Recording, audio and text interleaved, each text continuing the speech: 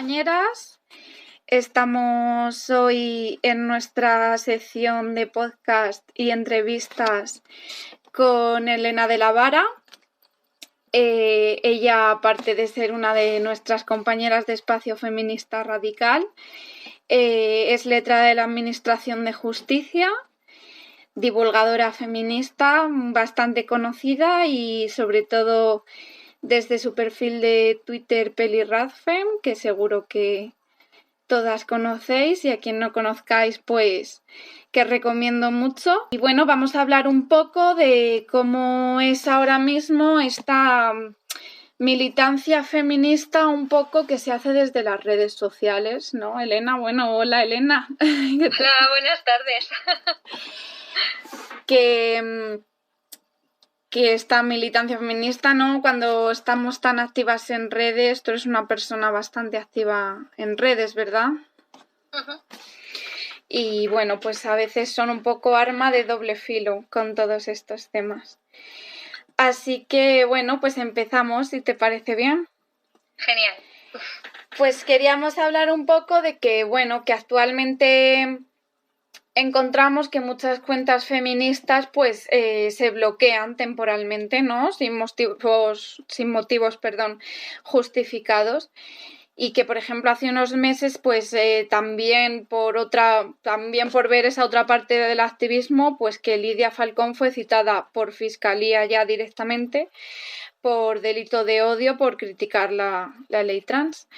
¿Tú qué opinas sobre todo este tema de que las cuentas feministas se bloquean? ¿Consideras que estamos viviendo una caza de brujas social hacia las feministas, tanto en redes como en otros espacios? ¿Qué opinas de esto, Elena? Pues, a ver, yo creo que aquí se juntan dos cuestiones distintas, pero que a su vez están entrelazadas. A ver, por un lado está el tema de lo de la persecución legal, por así decirlo, y luego por otro lado el tema del control del discurso que se vierte en redes sociales. Esto es una cosa que yo, y el burro por delante, o sea, mucha gente y yo, creo que venimos advirtiendo desde hace un tiempo, ¿no? Que es la cuestión de las políticas de las empresas. Me parece que actualmente las redes sociales han pasado ya del ámbito anecdótico y se han convertido prácticamente en un nuevo poder social que sirve para determinar un poco la opinión general, ¿no? O sea, hacen un poco el papel de que hacían antiguamente pues los medios de comunicación, ¿no? Ahora han pasado eso a las redes sociales. Digamos que es ahí donde se crea opinión, donde se difunden noticias, etcétera. Entonces, en este sentido, creo que el cómo entendemos la libertad de expresión ideológica tiene que venir también entendido desde un punto de vista público, desde un punto de vista de control donde se respeten y se garanticen los derechos fundamentales de las personas que participan en estos ámbitos, ¿no? No podemos entenderlo simplemente como empresas privadas que aplican sus políticas de privacidad, ¿no? En este sentido, pues a mí me parece que el discurso este de no, estas son las políticas de privacidad de Twitter o yo qué sé, de comportamiento general de Twitter, y si no las cumples, Twitter está legitimado para vetarte, para no darte más esta libertad de palabra. Yo creo que aquí las legislaciones que intervengan en este sentido deberían de ser cada vez más garantistas, en el sentido de que nadie debería de poder coartarte tu libertad de expresión y vetarte si no es mediante una resolución judicial debidamente acreditada y justificada, ¿no? ¿Por qué? ¿Qué estamos haciendo si no de lo contrario? Que estamos permitiendo que empresas privadas modifiquen y dirijan el discurso político que se está virtiendo. Y esto es lo que pasa en la práctica, ¿no? Que al final el discurso que se vende y que se fomenta es el que concuerda con sus políticas y con sus intereses, ¿no? Y discursos que pueden chocar con estas finalidades políticas pues terminan siendo vetados, invisibilizados, etcétera, etcétera, ¿no? Y perseguidos incluso. Y es lo que creo que pasa con el verdadero feminismo, ¿no? Porque siempre está este feminismo light o comercial, que ese sí que vende mucho y ese sí que interesa por muchos sectores económicos mantenerlo, pero cuando llegamos a un feminismo duro que supone un cuestionamiento al sistema económico, al sistema patriarcal en general, entonces eso ya no gusta y entonces eso hay que reprenderlo, ¿no? Porque supone una incomodidad.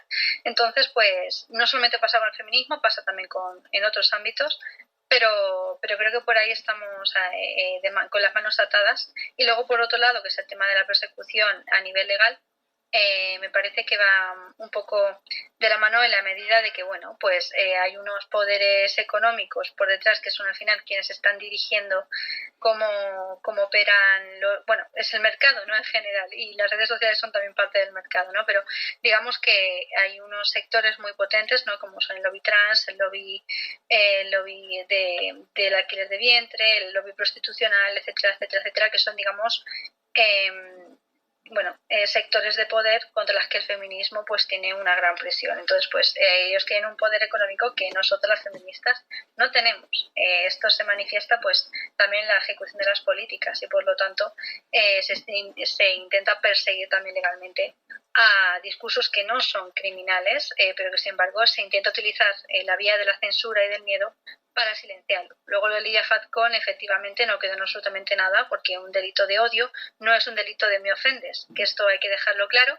Los delitos de odio son casos súper tasados y que la práctica es muy difícil que se produzcan porque tiene una serie de requisitos. Bueno, y no soy penalista y menos aún experta en delitos de odio, pero sí que se necesitan unos requisitos tasados jurisprudenciales que el simple hecho de decir un hombre es un hombre, aunque se diga mujer en Twitter, no reúne esos requisitos, ¿vale? Entonces hay que distinguir entre lo que es ofender de lo que es un delito de odio, efectivamente, que es ocasionar una situación de peligro real y violencia contra un colectivo discriminado concreto. No se reúnen estos requisitos, hablar no es odio, argumentar no es odio y no estar de acuerdo con una determinada ideología tampoco es odio.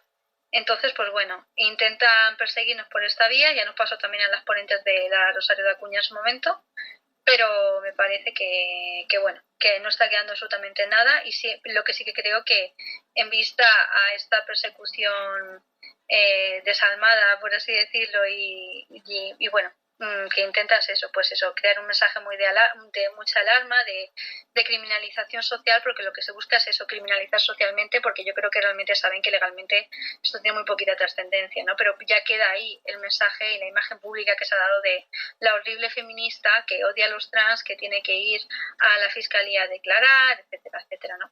Entonces, pues creo que tenemos que ser cuidadosas con cómo emitimos nuestro mensaje, contundentes y claras con nuestro contenido.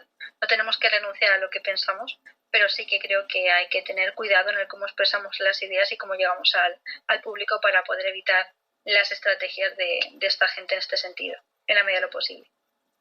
Totalmente de acuerdo, Elena. La verdad, esta distinción y todo lo que marcas es súper importante en este motivo. Y tal y como hablabas de pues esta política de privacidad de las redes sociales y que al final puede caer un poco en los intereses de estas empresas. ¿Crees que dentro de estas redes sociales se persigue del mismo modo a las feministas que a otras cuentas que a lo mejor sí que pueden infringir las normas de las redes sociales? O sea, que hay un doble rasero en esta elección de las cuentas que se restringen, las que no, o es una política clara, marcada, que no ve el contenido. ¿Qué es lo que opinas? Yo creo que, a ver, no soy experta realmente en cómo hace Twitter el tratamiento de estas cosas, pero yo tengo entendido que, por ejemplo, Facebook funciona con inteligencias artificiales. Entonces, lo que ocurre es que, bueno, tiene una serie de códigos y los va analizando, ¿no? Y se va estableciendo una serie de patrones. Y digamos que pueden como fiscalizar determinadas cuentas que cumplen unos determinados requisitos, eso sí, ¿no? Y ya directamente, cuando analizan un determinado tipo de contenido y les sale algo parecido a lo que tienen señalado, ¿no? Pues ya directamente saltan, ¿no? Entonces es más fácil en este sentido que se persiga por lo que venía diciendo anteriormente, ¿no? Aquellas cuentas que tienen un contenido que no se asemeja o discierne más de lo que ellos sostienen. Luego hay cosas claras que da igual la ideología o el mensaje concreto que sostengas, ¿no? Pero, por ejemplo, yo que sé, si haces una amenaza clara de muerte, eso ya sabemos que el 99% de las veces, da igual, tu cuenta, Twitter suele censurar esos mensajes, ¿no? Pero digamos que así en general es mucho más fácil que sí que persigan un contenido que se salga un poco de la norma, ¿no? De lo que ellos tienen preestablecido que que en caso contrario. Entonces, pues eso, las feministas creo que sí que podemos tener un poquito más de problema en ese sentido y tenemos que ser especialmente cuidadosas con cómo decimos las cosas, ¿no? Porque además se nos junta con que constantemente también la gente se hincha a denuncias y se aprovechan de esto, ¿no? Para sacarnos del medio, en resumen. Claro.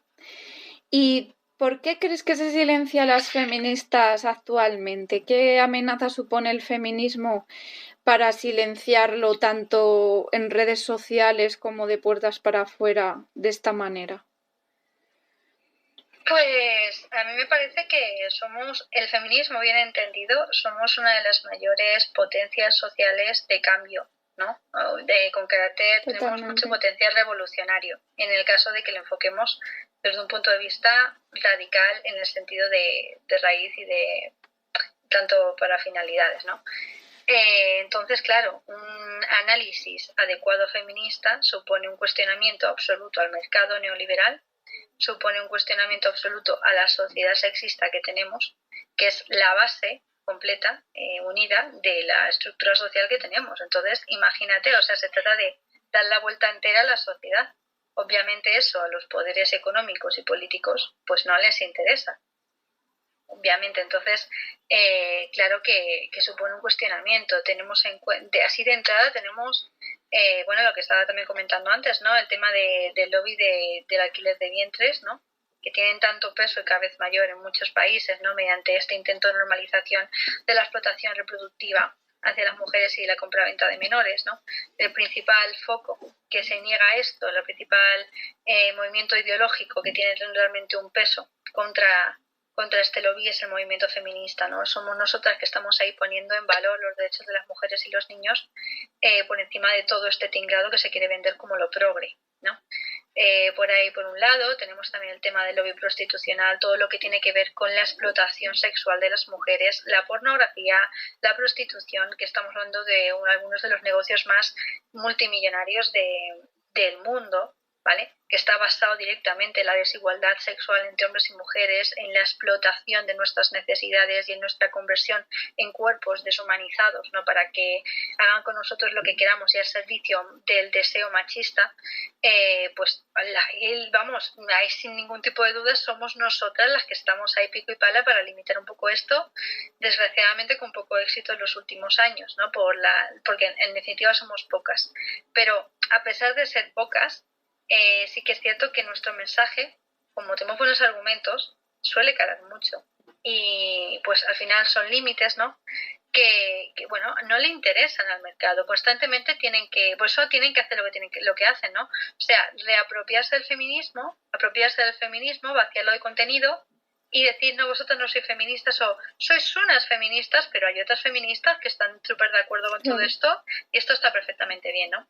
Porque saben que esto es un discurso contrario a todo esto, ¿no? También la denuncia de lo que supone la explotación de las mujeres de clase obrera, ¿no? Precisamente por serlo.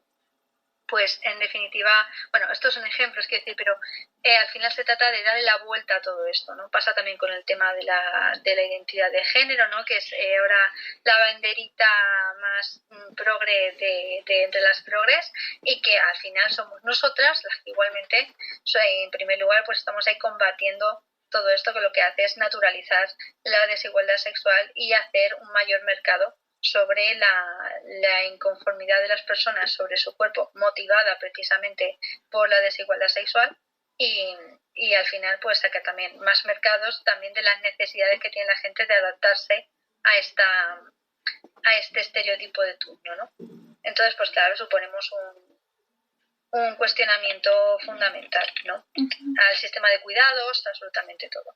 Claro, una amenaza para, como bien dices, el patriarcado como lo hemos conocido siempre y a este neoliberalismo tan agresivo que bien vemos tanto ahora. Y centrándonos en tu experiencia concreta, ya que tienes mucha actividad en redes, sobre todo con estos temas, ¿con qué tema te han silenciado más? ¿De qué grupos has recibido mayor presión o acoso en en este feminismo radical que defendemos? Pues depende del tema, pero yo diría que por partes iguales, tanto por parte de algunos y algunas transactivistas como también por parte del fascismo tradicional, ¿no? Han ido muy de la manita en temas diferentes, pero bastante equitativo. Yo, por ejemplo, con el tema trans, a mí denunciarme a la fiscalía me han denunciado la Generalitat Catalana, ¿no? Motivada también por grupos de presión pro ideología de género, a mí y a otras compañeras, ¿no? Insultos, amenazas constantes también por parte de estos grupos. Obviamente no hablo de todo el mundo que está de acuerdo con estas ideologías, siempre sabemos que, bueno, hay de todo, ¿no? Pero sí que hay mucha gente en este tipo de ideologías que, pues bueno, son especialmente violentos, especialmente agresivos y que no tienen ningún tipo de pudor en desearte lo peor y en, bueno, son directamente eso, violentos, ¿no? Y contra las feministas. Luego, por otro lado, tenemos pues lo que viene siendo el fascismo tradicional, como digo, ¿no? Que esos también pues son amenazas físicas, amenazas, verbales, insultos, desprecios, ¿no? Es un poco todo también intentar tirarme las cuentas en múltiples ocasiones, que eso al final es lo de menos que decir, porque bueno, que da mucha rabia que tiene la cuenta, pero al final es una cuenta, o sea, que decir, vamos a poner las cosas en, que parece una anécdota más infantil, ¿no? Pero lo que quiero decir es que sí que hay persecución por ambos lados. En el lado de la ultraderecha, sobre todo, me vienen cuando critico el tema de los cuidados, cuando cuestiono el papel de la paternidad de muchos padres, de cómo cuidan, ¿no? También el tema de la prostitución, de los abusos sexuales. Entonces sí que entra mucho el facherío de turno a intentar acosar y a intentar perseguir el tema de la violencia de género muchísimo, el tema del aborto. Estas últimas semanas también he tenido bastante acoso por parte de estos grupos, ¿no? Entonces, pues bueno, depende de un poquito de lo que toques, pero digamos que la misoginia tanto en unos como en otros está siempre presente, por desgracia. ¿Y cómo se traduce y te afecta esta persecución en tu día a día, en tu activismo? Pues a ver, yo sinceramente no dejo que me afecte. Sí que al principio, cuando empecé con todo esto hace años, pues sí que me afectaba más y me daba más miedo porque, bueno, no estás acostumbrada, te asustas con mucha facilidad, pero la verdad que con los años he ido cogiendo experiencia, ¿no? Y ya, pues bueno, pongo las cosas un poquito en su lugar, ¿no? De momento, a nivel autoestima no dejo que me afecten, no tiene la capacidad de afectarme, ¿no? Pero sí que hay algunas cosas pues, que me pueden preocupar más en mi día a día, ¿no? Por ejemplo, sí que en el tema, por ejemplo, el ámbito de la crítica a la ideología a la identidad de género, perdón, en este supuesto, pues sí que yo que sé, en mi vida sí que he tenido algunas experiencias, por ejemplo, de que me cogieran por la calle y de, oye, tú que vas diciendo esto y lo otro, que luego no quedó en nada, ¿no? Pero sí que te llevas un pequeño susto, o saber que determinados colectivos de mi ciudad, por ejemplo, que van hablando de mí especialmente, que me la tienen jurada simplemente por lo que voy diciendo, ¿no? Que intentan, bueno, que te miran, que te fiscalizan, que no es que hayan tenido ninguna agresión física hacia mí, pero, por ejemplo, sí que han ido difamándome en algunas ocasiones por redes sociales, contando directamente mentiras de mí, diciendo que yo iba acosando a personas trans. Mentira absoluta, no, o sea, en la vida, pero bueno, es decir, personas que ni siquiera conozco, que ni siquiera he intercambiado una palabra con ellos y con ellas, pues, por ejemplo, ocurren estas cosas, ¿no? O sea, el hecho de saber que ya entras en ciertos espacios y ya te miran de una determinada manera, no te tratan como si tuvieras una opinión más, sino que ya es en plan, cállate, ¿no? Entonces eso sí que me ha hecho alejarme de algunos espacios precisamente porque no tengo ningún tipo de ganas de soportar según qué cosas. Y luego por el otro lado sí que por parte del fascismo, ¿no? Sí que me da bastante más respeto en el sentido de que, bueno, digamos que los otros son un poquito más de palabra, pero es más difícil que lleguen a algo físico. Los fascistas sí que es mucho más fácil que te puedan hacer cosas serias y buscarte. Entonces, eso siempre me ha dado un poquito más de temor, pero bueno, tampoco creo que merezca la pena estar callada. Intento ir con prudencia, con cuidado, pero vamos, no intento que no me condicione a la hora de mi libertad para expresarme, desde luego. Totalmente. Me parece algo que es muy, muy complicado y, como dices, con prudencia, pero la importancia de no callarse y bueno, y tenemos la enorme suerte desde estos sectores de tener a mujeres como tú que ahí están siempre, o sea, Muchas gracias. a ti. Y por ejemplo, has hablado antes del tema trans, de la ley trans concretamente. Vemos que en general está el ambiente muy polarizado, ¿no? Que eso, una cosa u otra, y que se recurre sobre todo pues a que no es fácil tener un debate sosegado, ¿no? Se recurre ya al ataque, al insulto y es un tema muy que frustra mucho debatir porque parece que es muy difícil de tocar. ¿Por qué crees que pasa esto? ¿Crees que forma parte de la estrategia precisamente de las personas que impulsan esta ley, este tipo de dinámicas para desacreditar o por qué crees que ocurre todo esto? Yo creo que ocurre porque partimos de un pensamiento que no es racional, es un pensamiento que está basado, o sea, que es puramente idealista. En el sentido en el sentido filosófico, quiero decir, que no está fundamentado en un análisis racional y materialista de la sociedad y de la historia, sino que, o sea, no es una cosa de la que te convences en virtud de la experiencia, del análisis, ¿no? Sino más bien de todo lo contrario, te convences a través de la emoción, de la emotividad, del empatiza, ¿no? Y no pienses que esto está tal cual o bueno, no. Rechazas todo esto, se trata de rechazar lo que sabes para sustituirlo por una creencia. Entonces, cuando tú haces esto y en lo que, bueno, no estamos hablando al final de pensamientos racionales, estamos hablando de esto, ¿no? De lo que digo, creencias. Entonces, cuando te cuestiona una creencia y encima lo ligas esta creencia con cuestiones que son especialmente emotivas o sensibles, como puede ser la felicidad de una persona, personas que están sufriendo, etcétera, etcétera, pues ya directamente cualquier cuestionamiento que salga ante esto ya es, vamos, es algo muy serio porque se trata de cuestionarte cosas que te han, bueno, que las has interiorizado precisamente a base de no cuestionarlo y las has establecido como un dogma. Entonces se toma automáticamente como un ataque a lo que es la propia esencia de la persona, a lo que es la libertad del ser, ¿no? Porque han asimilado además también el hecho de ser como se quiere a lo mismo que el género, ¿no? O sea, han confundido lo que es un derecho humano, que es el derecho a desarrollarse como uno quiera, con el género, cuando son cosas completamente diferentes, ¿no?